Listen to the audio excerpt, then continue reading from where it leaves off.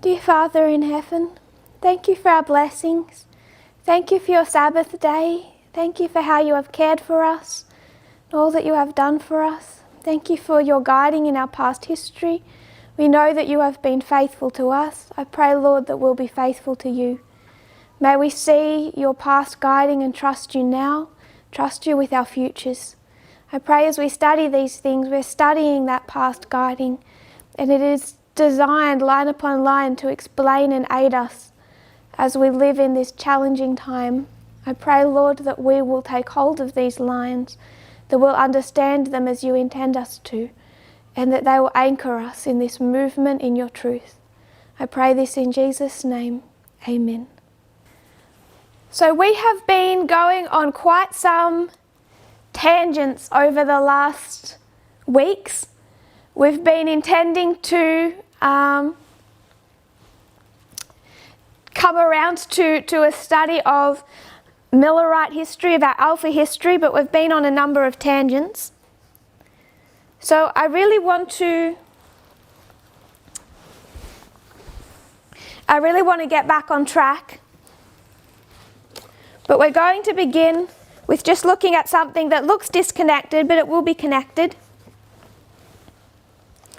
I want to come back to the end of ancient Israel. So, end of ancient Israel, when does that reform line begin?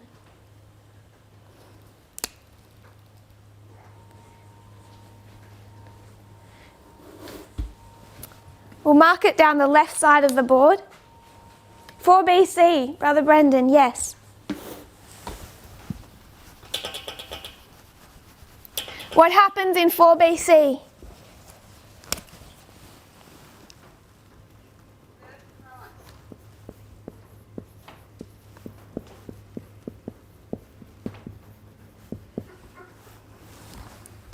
So, end of ancient Israel, birth of Christ. So this is 4 BC.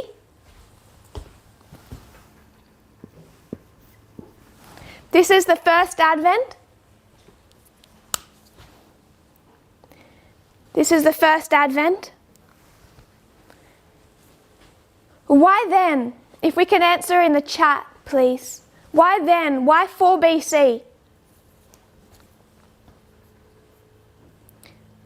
Birth of John the Baptist? Yes. Why 4 BC? Now there's a number of reasons, but there's one that I'm looking for. I'm not going to give you any other hints. Why does he choose that point in Earth's history for his first Advent?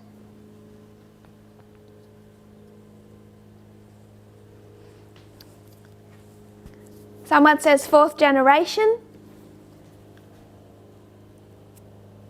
Someone says because of Rome. Why because of Rome? What was it about Rome? Rome united the known world. Political context. Because the Romans had control of the world. Because the Roman Empire is all connected. Yes.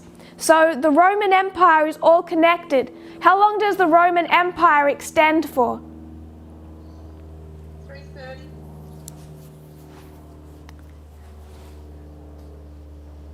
If we can please answer in the chat, because I can't continue to mute everyone, or I'm probably going to be delayed. 330 AD. 330 AD, and it also begins well before then. So I'm looking for how long a time span. If we can please answer in the chat. 360 years? Some people say 360 years.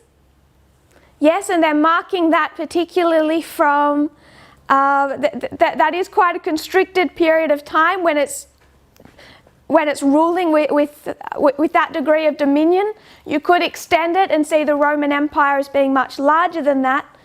But I understand why you've said the 360, a time, as we're told in prophecy. So you could make that broader. You're extending it to that 360-year time period. But even then, 4 BC is quite specific. So I want to talk just briefly about the Pax Romana. The Pax Romana extended from about 27 BC to 180 AD.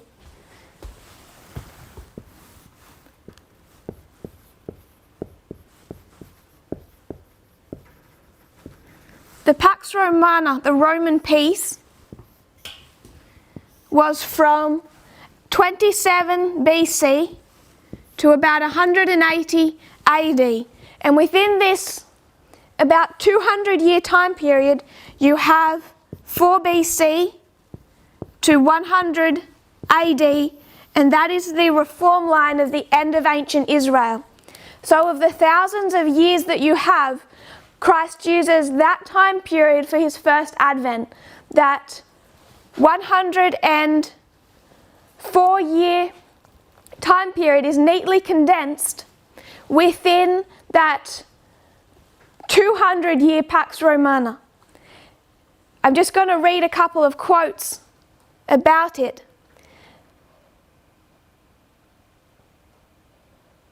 The state of general peace which existed throughout the Roman Empire under the prosperous reign of Augustus Caesar was peculiarly fitted for the advent of the Prince of Peace.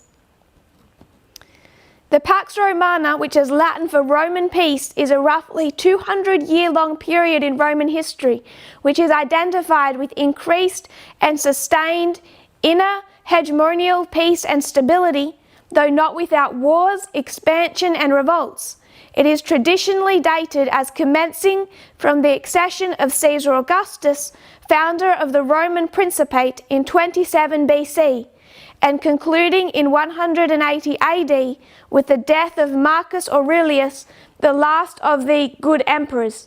Since it was inaugurated by Augustus with the end of the final war of the Roman Republic, it is sometimes called the Pax Augusta, Augustus Peace. During this period of approximately 2 centuries, the Roman Empire achieved its greatest territorial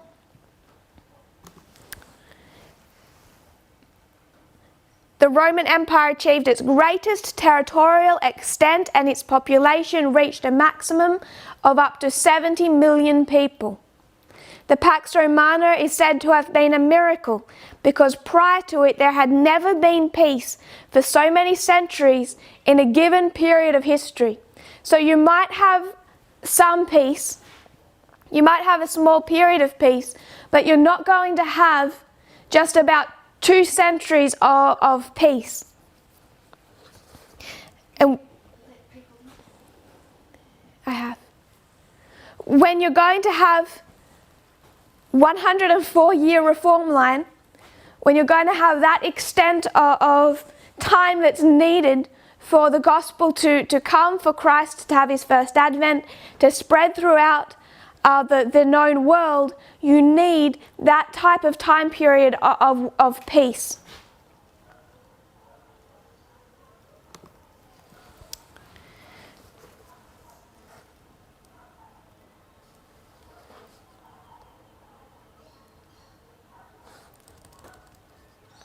Through the triumphs of Caesar, Augustus, Claudius, and Marcus Aurelius, Rome became one of the largest empires that had ever existed, greater than that of Persia, Assyria, and even challenging that of Alexander the Great.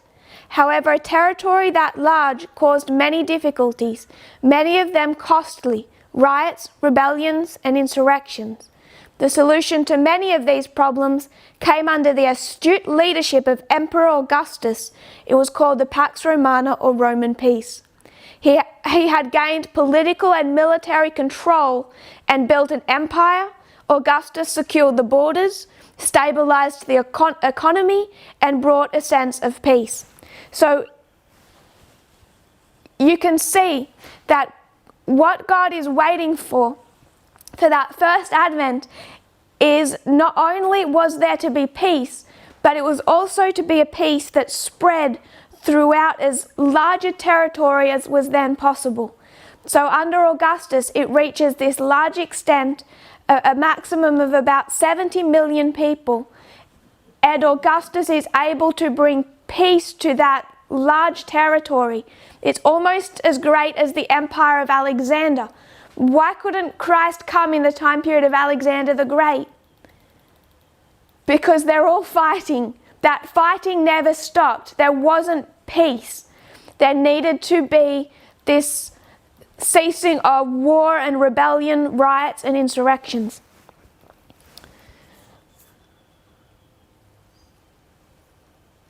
Under Augustus, they say even the seas were cleared of pirates, enabling the expansion of trade. New roads, over 50,000 miles of them, made communication easier. Rome was made great again. I don't know why they put that in there. But you have peace, but not just peace on land. He's brought peace to the seas, and he cleared the seas of pirates. So there's peace on land, there's peace on sea. This empire extends to as large a territory as was then possible. And then he's also known for the building that he did. And what's one of these things being built? The roads. So we're going to go on to the roads as well, because what were the roads all about? What did the roads make easier?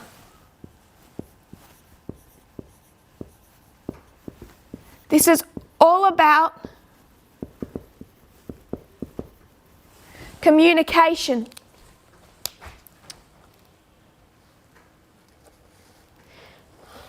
New roads, over 50,000 miles of them, made communication easier.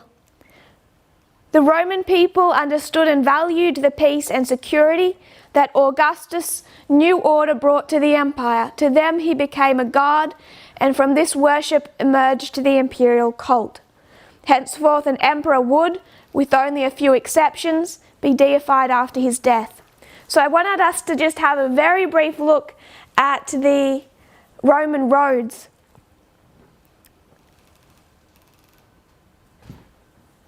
In the itinerary of Antoninus, the description of the road system after the death of Julius Caesar and during the tenure of Augustus is as follows. With the exception of some outlying portions, such as Britain north of the Wall, Dacia and certain provinces east of the Euphrates, the whole empire was penetrated by these itinera, plural of iter. There is hardly a district to which we might expect a Roman official to be sent on service, either civil or military, where we do not find roads. They reach the wall in Britain, run along the Rhine, the Danube and the Euphrates, and cover, as with a network, the interior provinces of the empire. So I just want to share screen for a moment. This is the extent of Roman roads. This description itself is, if we can please have people mute, because I'm on share screen, so I can't easily mute.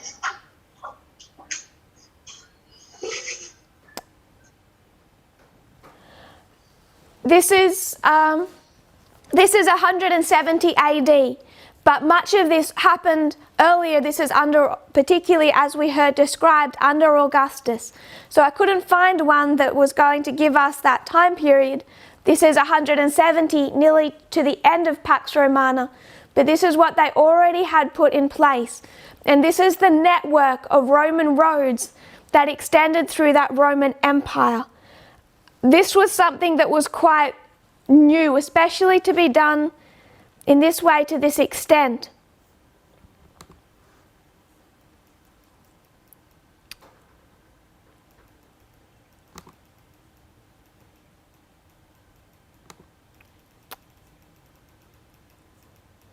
So I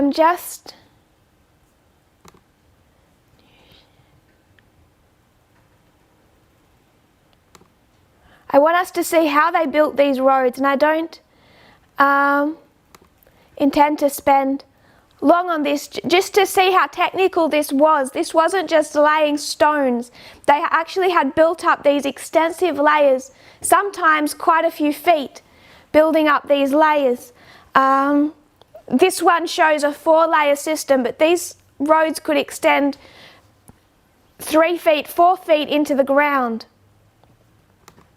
depending on whether or not they were built on solid land or more damp swamp-like land. So you can see how these roads, they still stand today. How polished are those stones by the foot traffic? These roads are so polished, and you can see how years and years and years of those wagon tires have actually created these crevices in the roads, and that was quite normal. So when you think of how our roads break down today, they didn't just lay stone slabs. This was an extensive work that they did. And honestly, compared to how our roads stand up today, this was quite an incredible feat. Some of them lasting thousands of years, 2,000 years by now. And you can see the amount of traffic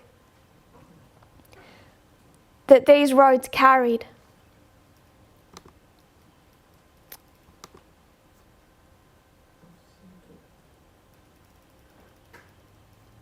So I'm just trying to get back to my screen.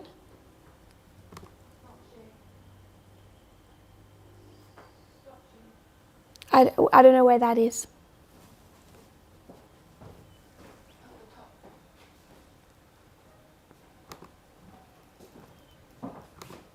Okay, we're back. Thank you. Someone says they probably did not take as much weight as nowadays roads do. I think they took a lot of weight. When you have horses and carts and loaded carts, when you have the march of infantry, I think they would have had quite a lot of wearing down. And probably a wearing down that was not as evenly placed. Those thin wagon wheels, how they would drive into those cracks in the stones and dislodge. I think is quite incredible.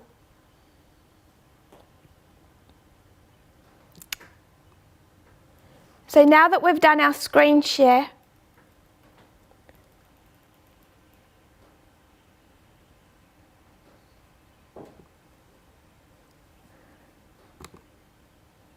I'm just going to make someone else the host. Okay. So my mother is now the host. Okay. So I just wanted us to see the two things that made this the right time for Christ to come is he had to wait for that time period. You couldn't come in the time of Assyria when they didn't have peace on land or sea, when they didn't have the roads to enable communication to travel. He has to wait till the reign of Augustus. That begins in 27 BC. 4 BC he comes, and you have from 27 to 180 AD this time period that allowed for the growth and the spread of the gospel.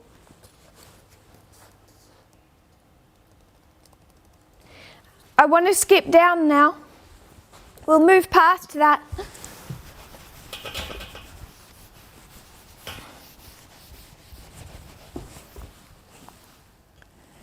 To the Protestant Reformation.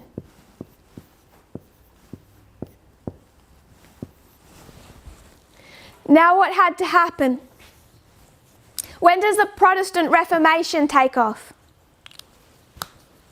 Someone give me a date, just a rough date.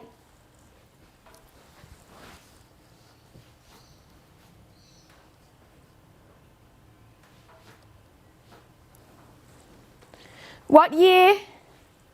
Someone says 1517. Why 1517?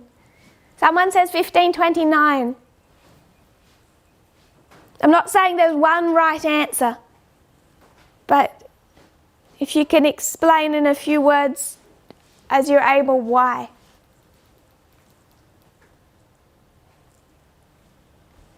Someone says 1518. This is when Martin Luther nails his 95 Theses onto the door of the Wittenberg Cathedral. 1518. Why 1518? Why can it happen now?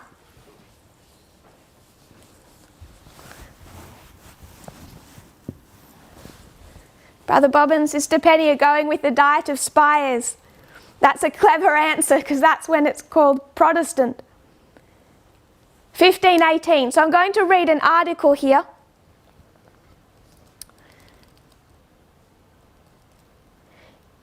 In the early 16th century, Martin Luther saw the advantages of making his vernacular treatise available cheaply to a growing body of avid lay followers. This is an article from, I believe this is at the Library of Arizona, EDU. 15th century Europe, this is the 1400s, experienced a technological revolution in the invention of the printing press, with movable type that bears comparison with that of computers today. So they're ignoring, this article is ignoring the fact that this technology first came up in the East. This wasn't a Western invention. This happened in the East.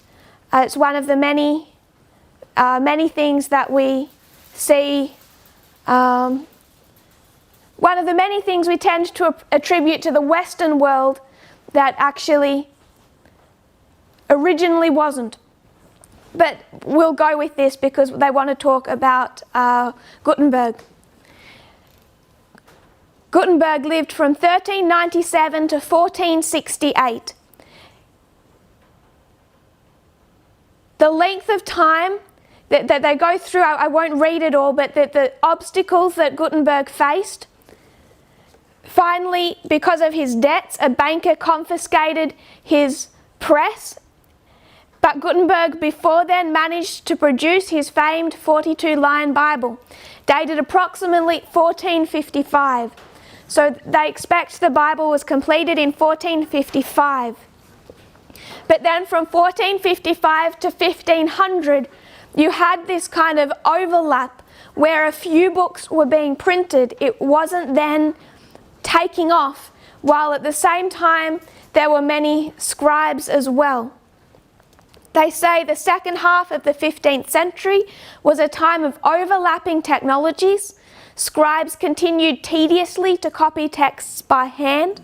Block books carved page by page from a panel of wood were stamped onto paper, and a few books were printed on the newfangled machines. So all the way till 1500, you still have this overlap where the scribes are doing a large body of that work.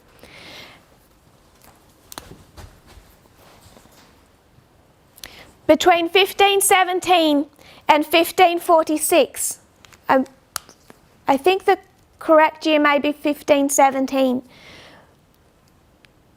Luther's reforming career, Wittenberg publishers turned out at least 2,721 works, an average of 91 works a year.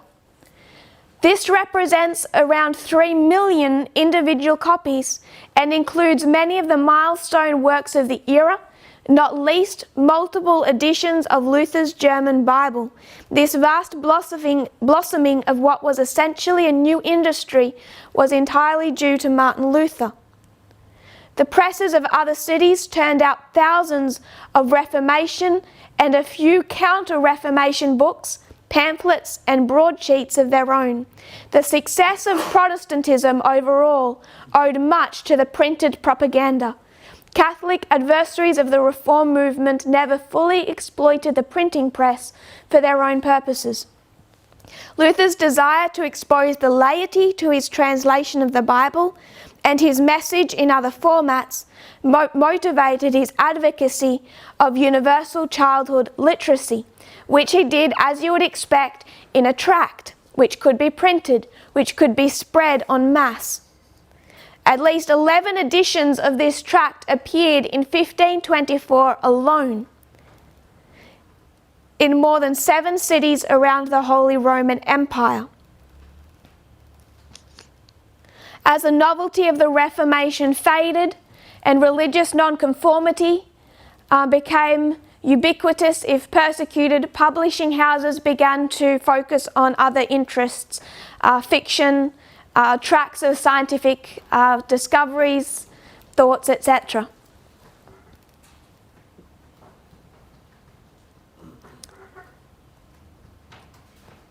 So, printing press, around 1455, but then from all the way till 1500, you still have this overlap. But you need that printing press for what purpose? Thank you, Brother Esteban and Brother Emmanuel. They've shared that, what I'm reading from in the comment section. So this is the printing press.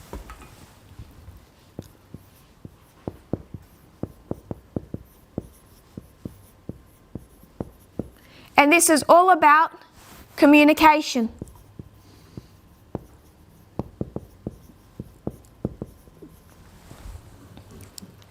So even for the Protestant Reformation, what's it waiting for? Why isn't it coming 50 years earlier? If it came 50 years earlier, would it have been able to spread? No. When Martin Luther writes his 95 Thesis, he can then take it to a printing press, have it printed en masse, and spread through the Holy Roman Empire. You needed that advancement of communication technology to be able to have the message spread with power.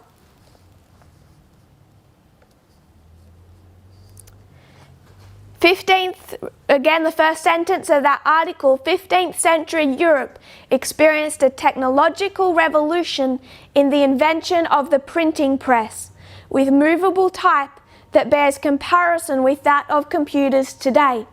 So that was how they had their technological revolution that particularly gave them the ability to communicate. So Paul was able to travel and communicate through ships on a sea cleared of pirates and roads laid by the Roman Empire. You come to the Protestant Reformation that was able to spread through this newfangled invention of the printing press. Coming to beginning of modern Israel.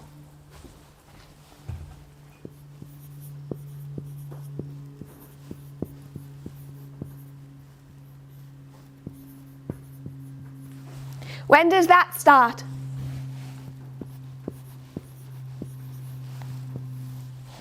So what are they going to need? What are they going to need to help them spread that message? At the very least, through the glorious land, through the United States.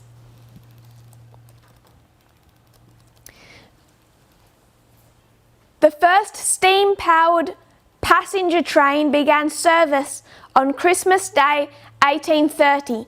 December 25, 1830. Why is the first passenger train going to begin December 25, 1830? What happens a few months later in 1831?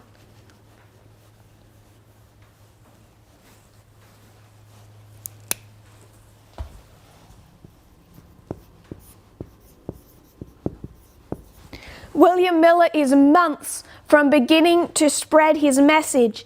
He's studying on his farm, he's studying in quiet from 1816, really all the way to 1831. In fact, 1831 he begins to travel and teach. And only months earlier, December 25, 1830, passenger trains are introduced, the first steam-powered passenger service. Between 1830 and 1840, 2,800 miles of track were laid and opened to operation. So you have those 10 years, 1830 to 1840, 2,800 miles of track are laid and are opened up to passenger trains. 1840 to 1850, 9,000 miles of track are laid. And what happens in 1850 internally? 1850, they then have to take the message back to the world. They begin to, it's their Sunday law waymark. From 1850 to 1860, 30,000 miles of track, more than 30,000 miles of track are laid. It was between 1850 and 1860 that the railroads grew into a true network serving all of the states east of the Mississippi. Track mileage more than tripled. The US almost equaled the combined rest of the world in track mileage. So 30 to 40, right when Miller is needing to start teaching his message, you have the beginning, the introduction of passenger trains, 2,800 miles of track. 1840 to 1850, there's that first call, 9,000 miles of track. 1950, you have the second chart that the 1850 chart printed, and they're to go back to the world. And you have a more than tripling, over 30,000 miles of track laid, interconnecting the United States. From Pioneer Writings, this is James White, I think. Actually, I'm not sure about that one.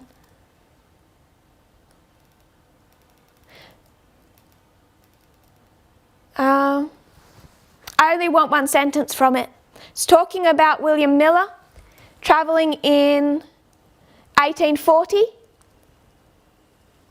speaking about his lections and his journeys. All it says is that by stage and railroad he reached his home in Lowhampton on Friday night following being absent from home nearly 6 months. So in that time period he's travelling by stage and railroad. 1852, there was a large Millerite camp meeting where William Miller spoke with Litch and Himes. The railroad and the steamboat brought 1,640 people from New York. 6,000 people attended, 1,640 people came from New York. They came by railroad and steamboat. Why could people gravitate en masse to these camp meetings? May 1842, a general conference was again convened in Boston. Camp meetings and conferences were being multiplied through the middle and northern states and Canada. And the flying angels or messengers of this judgment hour cry were seen moving with the speed of locomotives on railroads and in steamboats. So we haven't talked about the steamboat, but that was introduced in the same history, was also a technological part of that technological revolution. Not only on the campground, but from the highways, stages, steamboats and rail cars, the songs of Alleluia to the Lamb and shoutings to the Most High God resounded and filled the air as we passed along. How was it that the city authorities and the railroad directors at the Salem depot allowed so many hundreds of these crazy fanatics to fill up their buildings and recommence their meeting in shouting and praising the Lord? So you have them gravitating to these camp meetings, but the ability what gives them the ability to do that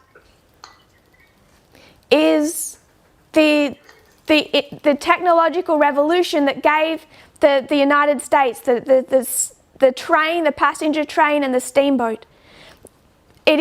Many people argue that this technological revolution made more of a difference, made more of a change inside the United States than the American Revolution had itself. 1844, talking about Exeter, as the people on foot, on trains, and in stages, wagons, and buggies dispersed into the various states, a mighty cry went up throughout New England, "Behold, the bridegroom cometh." So after the Exeter camp meeting, how did that message fly through the United States? It was in a large part due to what is known as the Market Revolution, which gave steamboats and passenger trains. The steamboat was introduced between 1807 and 1811, and by 1837 they had dug 3,000 miles of canals. So they dug these thousands of miles of canals so that they could connect different parts in the United States and run these steamboats. And that's how people were also able to travel and spread the message. So trains and steamboats, and this is all for the communication of the message. Someone mentioned the telegraph. What year was the telegraph invented? 1844. And what were the two things its first message? What hath God wrought? And then what was it going to spread? Who won the 1844 election? You can't disconnect the external political processes of that history from the spread of the message. We have taken part in Miller's mistake when we ignore the external events. So, end of modern.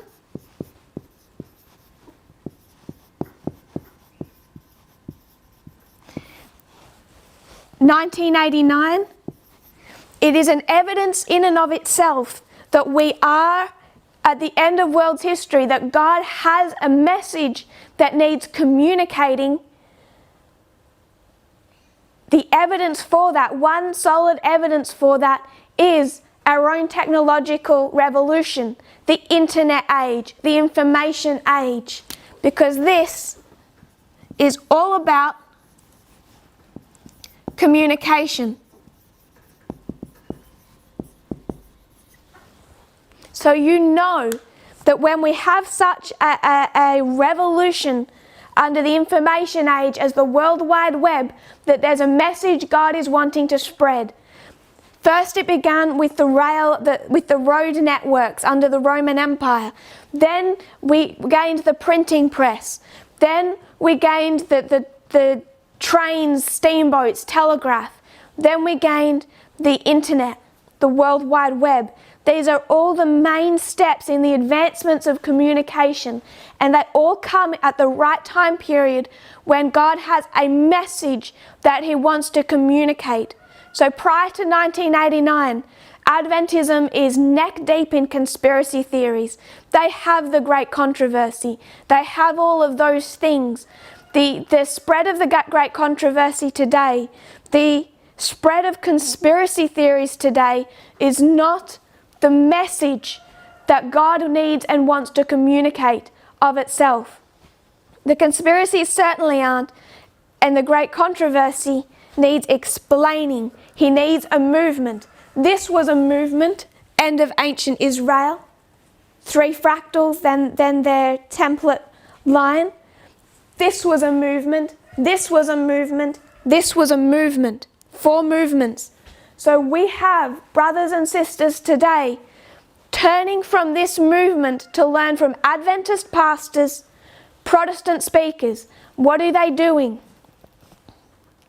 If you think an Adventist pastor is going to teach you righteousness by faith, put yourself back in one of those movements. If you're a Millerite and it's 1845 and you're going to go and sit at the feet of a Protestant pastor, what's the problem with that Protestant pastor? He rejected the 2300 days, he rejected the chart, and who is he praying to? Do you think he's going to explain anything about the character of God, the nature of the kingdom? If you're back in 32 AD, post the cross, you're a disciple, you're going to go and sit at the feet of a Pharisee. There is no salvation outside of that movement. If you're a disciple, can you go back and say, I'll take some of the parables, the part that I like, and I'm going to mix it with what my favorite Jewish Pharisee teachers, mould the two and create my own truth. Is that safe? Protestant Reformation, you're going to take a little bit of that and a little bit of Catholicism. Is that safe? That's what they did. That's why they were not a success. This does not come under the same category as the beginning and end of ancient Israel and the beginning and end of modern Israel. Because even Martin Luther took a bit of that truth, and then someone said, what about the Sabbath? And what did he say? I'm happy with Sunday. He kept his part of Catholicism and he tried to blend the two. And the Protestant Reformation, as far as bringing about a new church, was a failure. You come down to the beginning of modern Israel. Could the Millerites do that? Take part of Ellen White's message and then mix it with some Protestant pastor because they liked the way he spoke, because his conspiracy theories fitted their worldview. I want to be clear, because that's occurring more and more through the movement in Australia, in Oceania, who is particularly our audience today. If you're doing that, you're walking off the path, and that's life and death. There is only salvation inside this movement. That sounds exclusivity. It always has been, because the choice is always between life and death. So we have the information age, we have the World Wide Web, we are locked down under a pandemic, and the message still can spread. I don't know how many countries or continents we have represented today.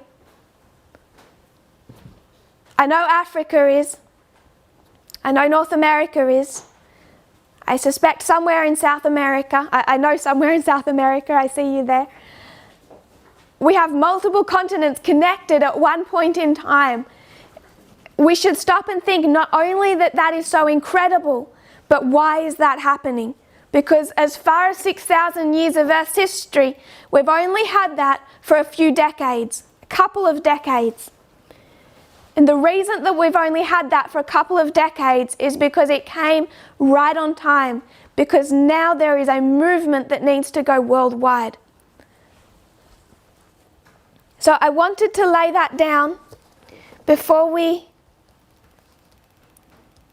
go into Millerite history, because when we look at Millerite history, we need to see it in all its context.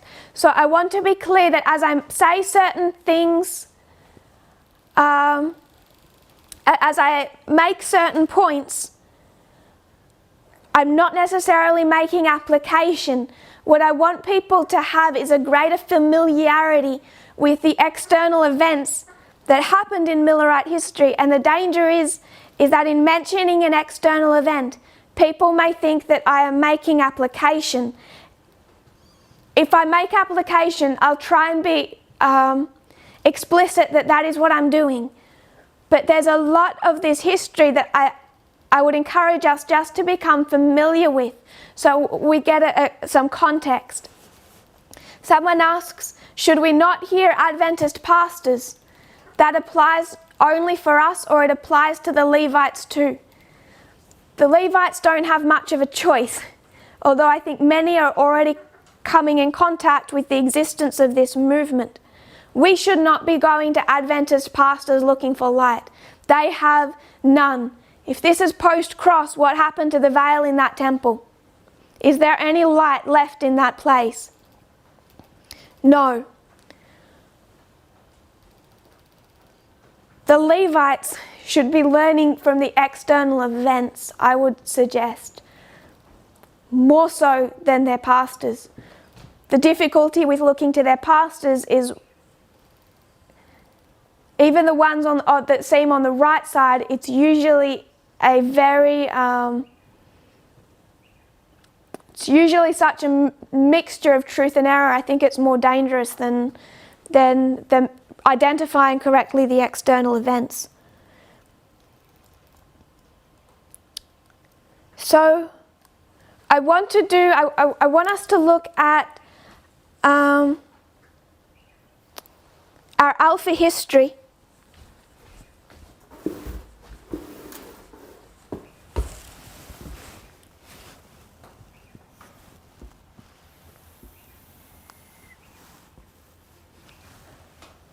So up here I'll draw our Omega, 1989, 9/11,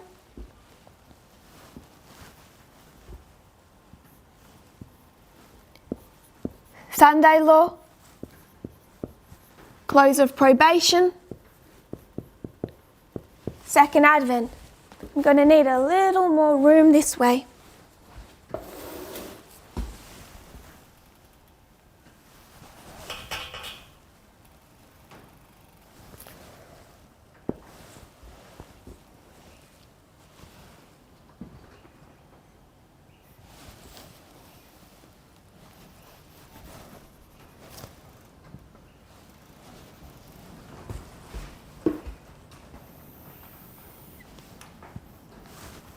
So we just want to do a short compare and contrast.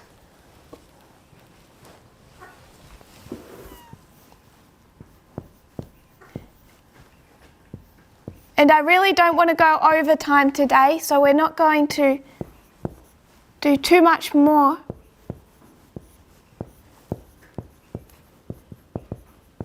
But I just want to make a suggestion, something for us to think about.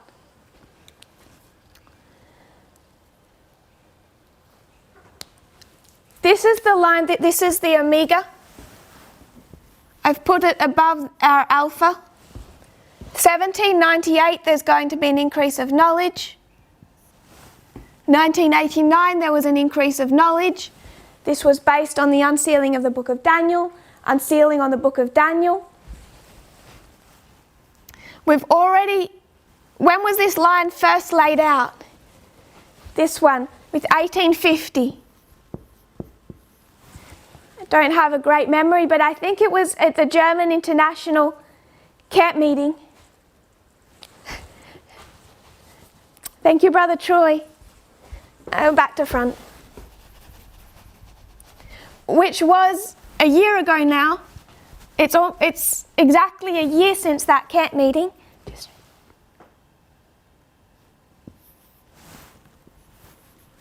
Thank you.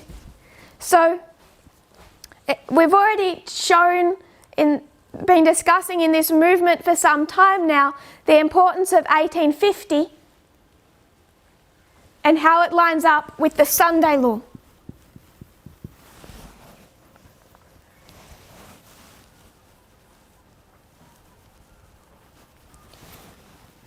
And then identifying 1861 as the close of probation.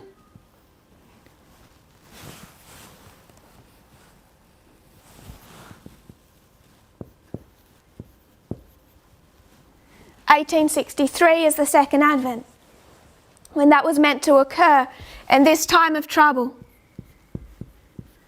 that occurred under the American Civil War. So, if we can do a short compare and contrast of these two histories.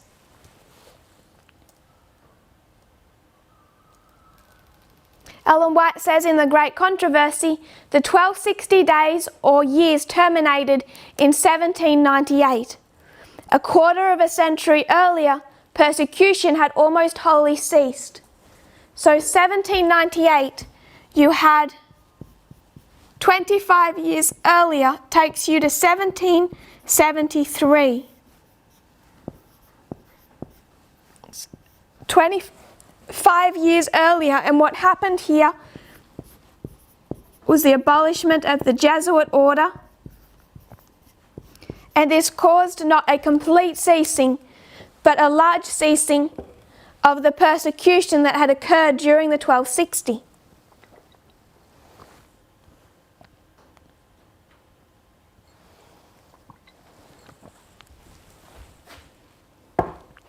Question. When we come to our line, what are we saying this Sunday law is about?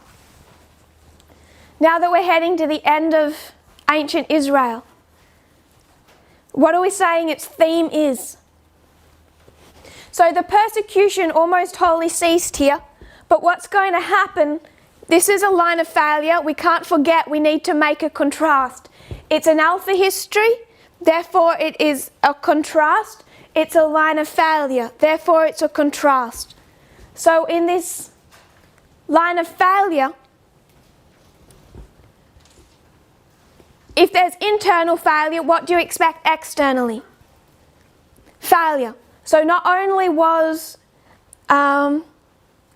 the Millerites, the Adventists, not only did they fail in their mission, but the external movement driving slavery in the United States, it also failed.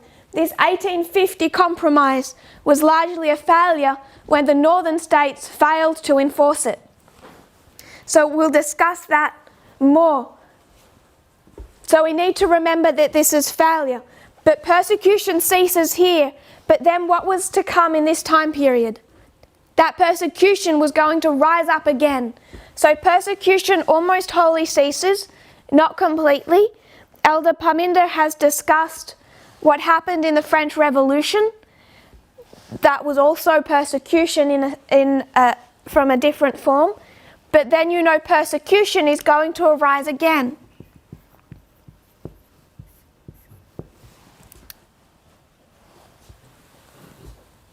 In our own history, what's 25 years before 1989?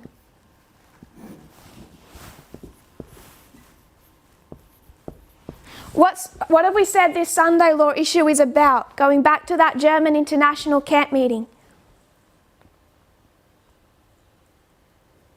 What's the Sunday law issue about? We say Sunday law. Equality. So 25 years before, persecution almost wholly ceased, not entirely. It died down and it's coming back up. What happened 25 years before 1989? 1964.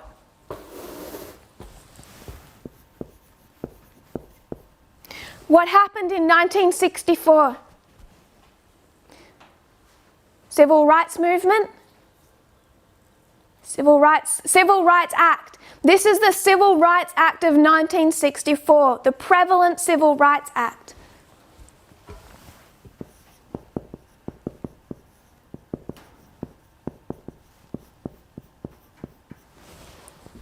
So 25 years, a quarter of a century before 1989 and the increase of knowledge is a Civil Rights Act which ended segregation in public places and banned employment discrimination on the basis of race, colour, religion, sex, or national origin.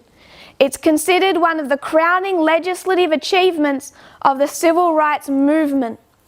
So 25 years before our time of the end, persecution, not entirely, but largely ceased under the Civil Rights Act. The argument since is just like the Constitution, just like the Declaration of Independence, who does it apply to? The Declaration of Independence and the Constitution, in their sometimes vague wording, should be used as intended for all. The Civil Rights Act should be read as intended for all. And the debate happening now is about what? Who does it really apply to? How far does it really extend? So you have,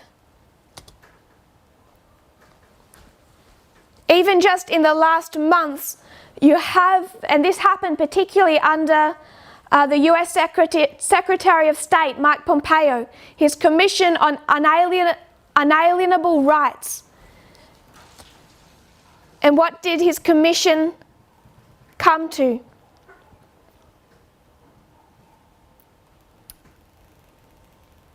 He believed there was original rights, and then in the words of that commission, it became a proliferation of rights, suggesting that now there's too many. Now it's gone too far. these rights were not meant to be extended to everyone with the type of completeness that we would argue they should be read as.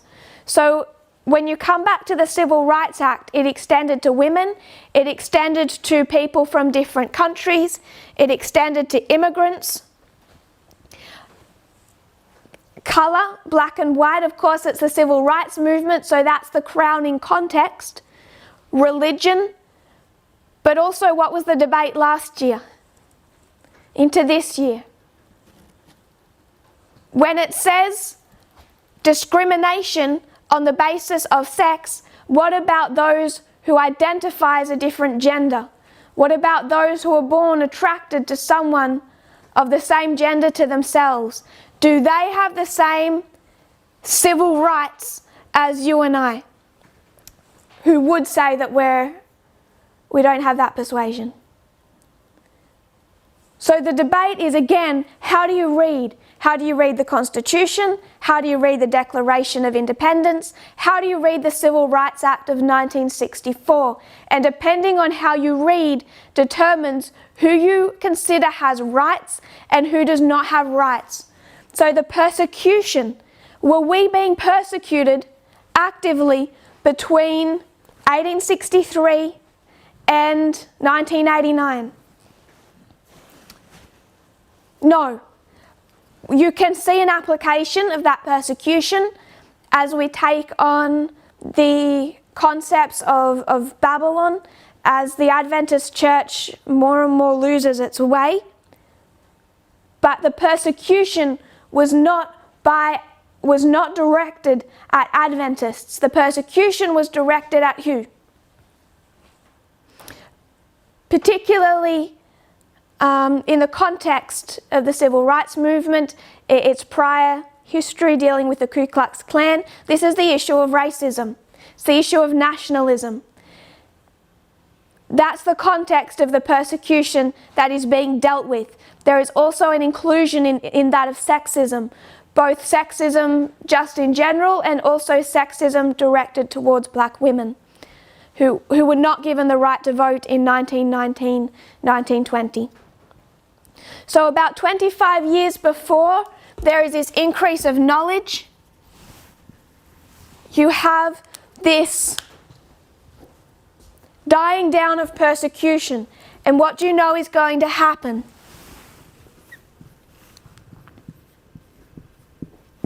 Persecution is going to rise up. So Ellen White's saying they will be persecuted for their religious beliefs, because that is what died down and is coming back up. But who was persecuted here?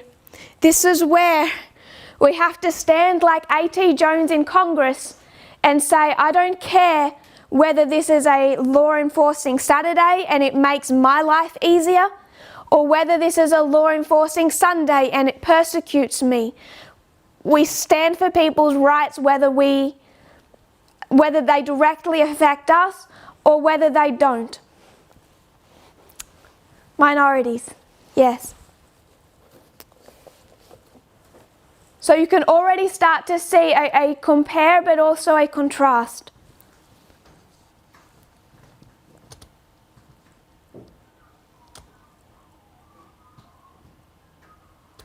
And this persecution also happened largely under a church-state union, because the South was defending slavery based on what book? The Old Testament and portions of the New. So it was also a church-state argument, and we've discussed that over the presentations gone before. We are not repeating as much as we did last year. So this presentation, for example, is unlikely to be repeated at another school or camp meeting by myself. Someone else may do that, but it's not going to be done even by them with their thoughts at the level it has been in the past. So we need to go back and watch Germany, watch the German International Camp Meeting, go back to the prior presentations that we've already done that go into the split through Protestantism, civil war in Protestantism. 1798, you have that split. You have that split in the Civil War. You have the split now. We talked about Mary Ralph. We talked about 1919 and the approach that a portion of Protestantism took at the very outset of globalism.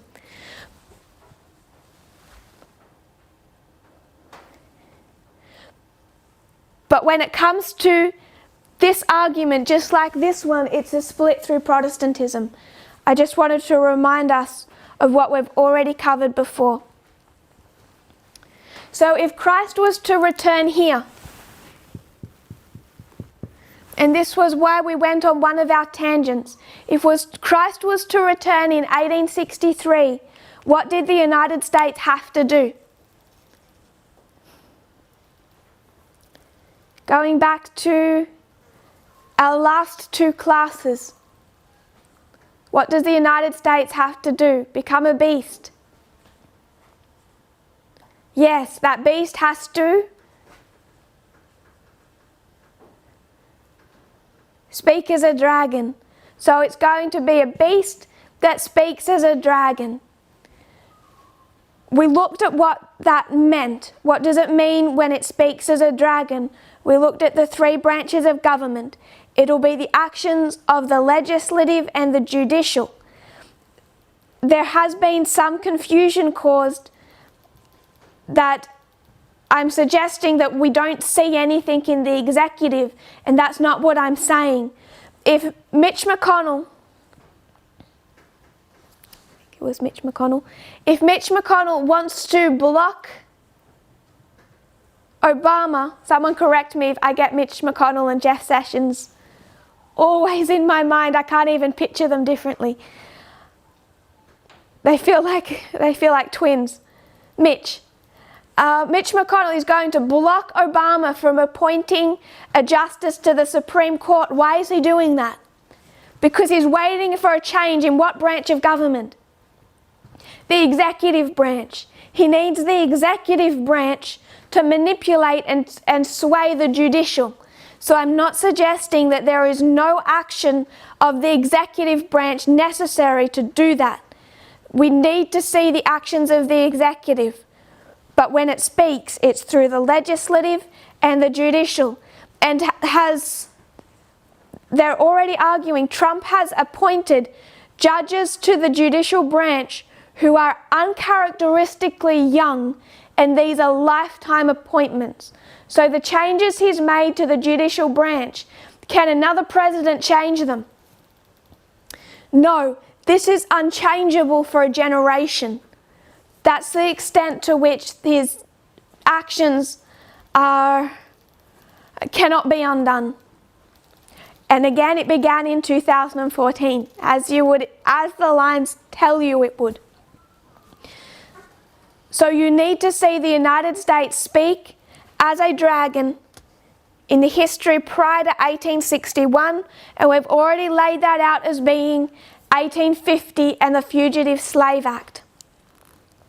So I want to give us a couple of quotes. These have been read before, I'm sure, but just so everyone has them. Review and Herald, August 27, 1861. These would be quotes from the German camp meeting too. Paragraph 4, we will read J. and Andrews, 1855.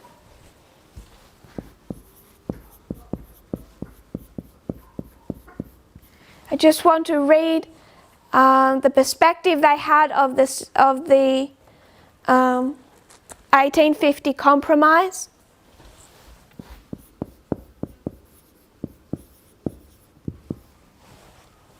It's 108.1, it just squeezes in there. 1842, William Miller.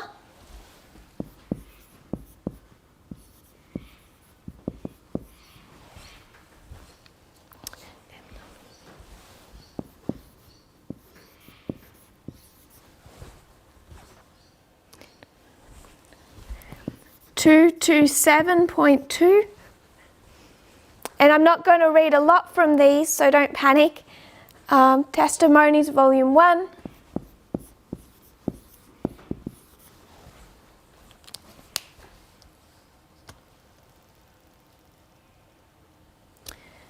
This is 1861, Review and Herald.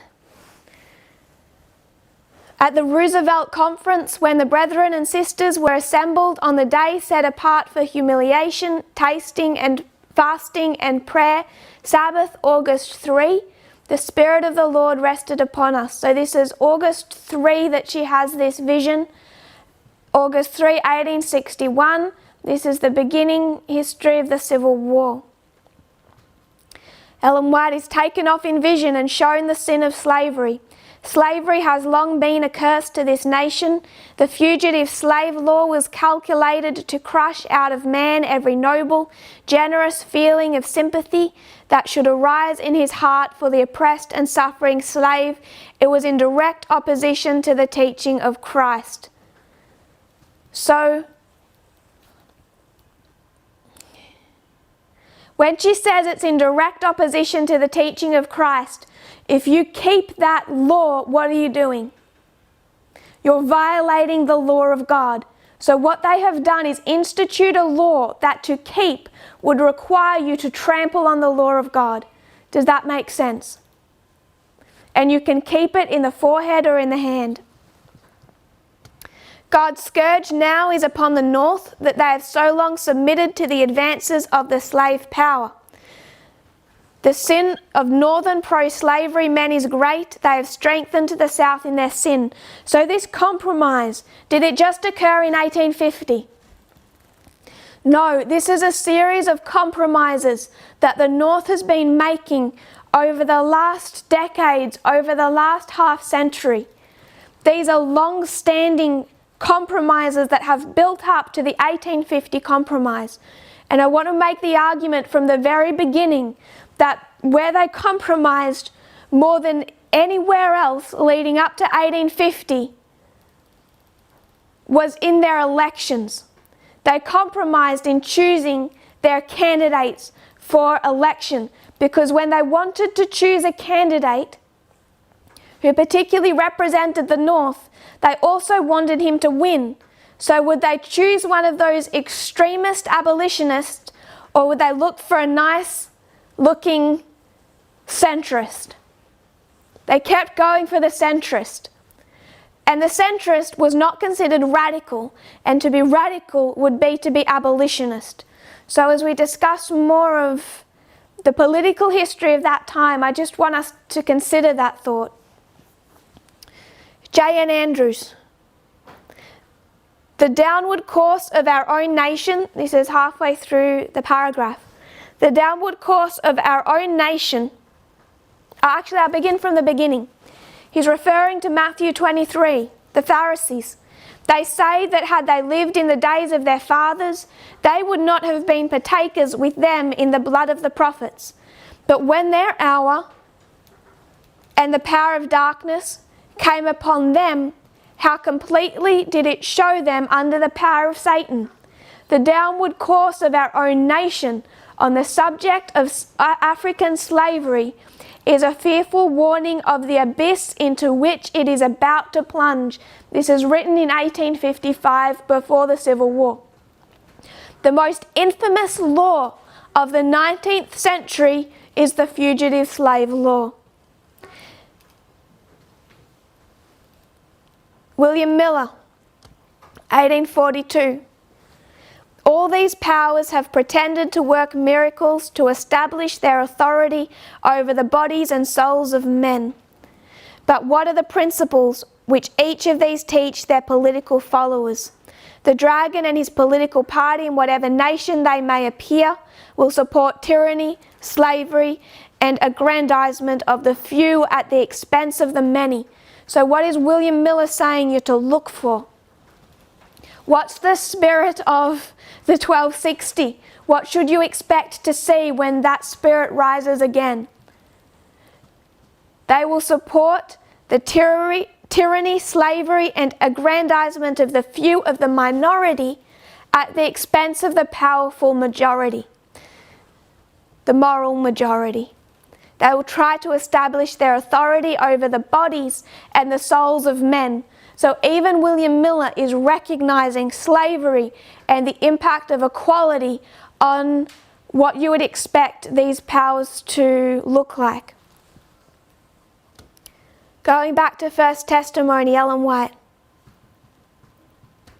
We have men placed over us for rulers and laws to govern the people. Were it not for these laws, the condition of the world would be worse than it is now. So this idea of freedom, does it call for a lack of law or a lack of government? No. The issue is some of these laws are good, others are bad. The bad have been increasing and we are yet to be brought into straight places. But God will sustain his people in being firm and living up to the principles of his word. When the laws of men conflict with the word and law of God, we are to obey the latter, whatever the consequences may be.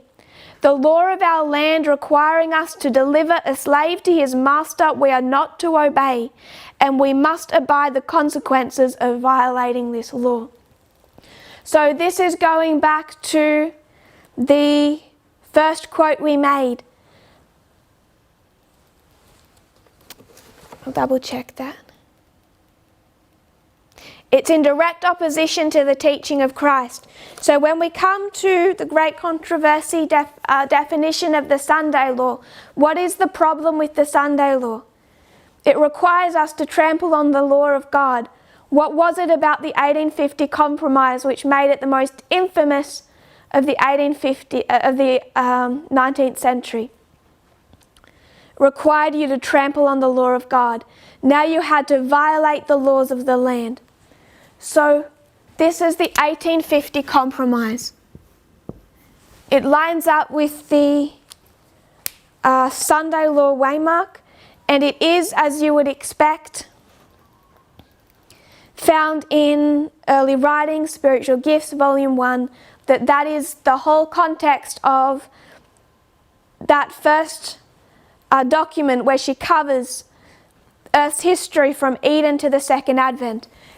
And she centers the sins of Babylon on this issue right here.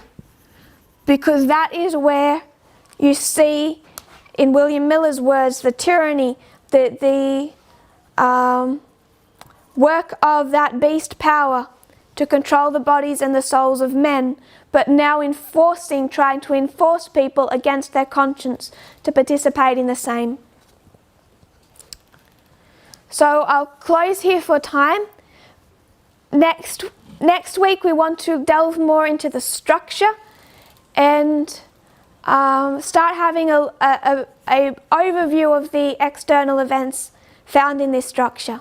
So just to summarize, to close, we have looked at all of the movements God has operated with to spread the message of his kingdom over the last over 2,000 years. You have the end of ancient Israel. It's a movement. It arises in exactly the time necessary when you have this Roman peace, this special 200-year time period which is able to encapsulate the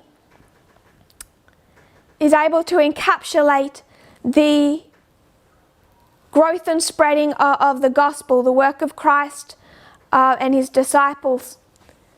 John the Baptist, Christ and his disciples, and the work of Paul.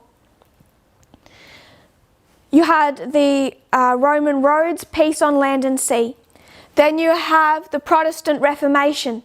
That happens right on time as the printing press is able to be used to its fullest extent, and you have that method of communication give life to the Protestant Reformation right on time. You have the technological revolution of the early 1800s happen right on time.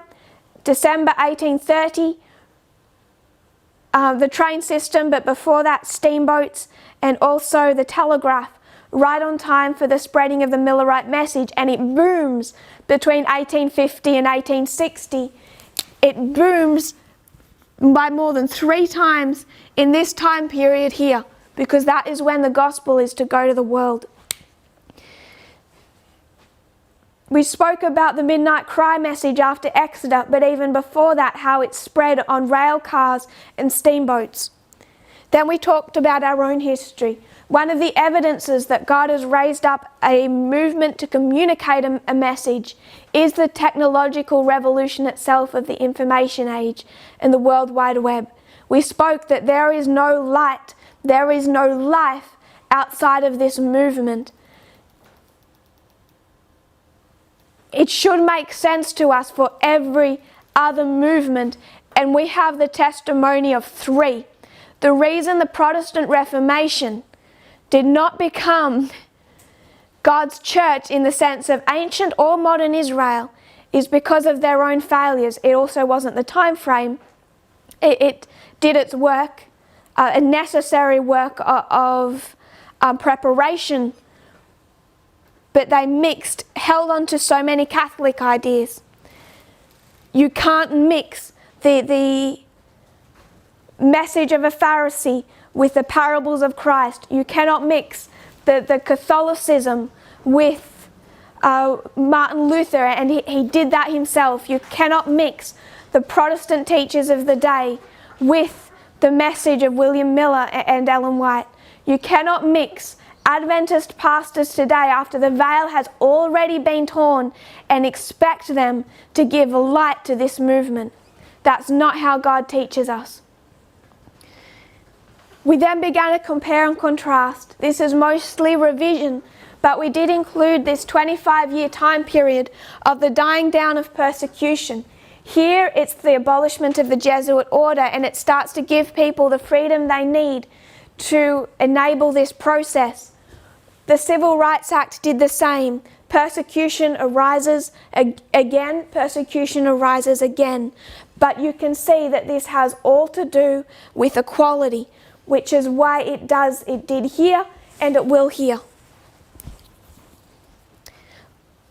Before and through the history of the Sunday law. We then looked at 1850 as a waymark and reminded us of the 1850 Compromise and how it caused people to be confronted with a choice. You either trample the laws of God, obeying the laws of the land, or you disobey the law of the land and uphold the law of God, which is exactly what you would expect of the test at that waymark. And next week we will build the structure, the fractals of our Alpha history and begin a look at external events. If you kneel with me, we'll close in prayer. After we have closed in prayer, we will have a short Q&A, and that will still be recorded. If you'll kneel with me. Dear Father in heaven, thank you for our blessings. Thank you for how you have led in our past history, not just in the one that we have now, but in the past history that extends over the last 2,000 years, 6,000 years. We see, Lord, that while we view you as all-powerful, because you have chosen to work through humanity, you are limited. You are limited by our own networks, by our own communications. If you want to work through Paul, Lord, you need to wait for there to be peace on the Roman sea and on the Roman roads. Lord, you love the people worldwide equally, but we see how you have been limited by humanity, by your desire to work through humanity. We are grateful for your patience with us. We are thankful, Lord, for the technology that we have today, that we can speak and we can teach and we can learn together the messages that you now wish communicated worldwide. We are grateful, Lord, that this communication opens up so much of the world. We think about countries where even YouTube is controlled. There are portions, Lord, where the light can't extend because of their own dictatorial governments.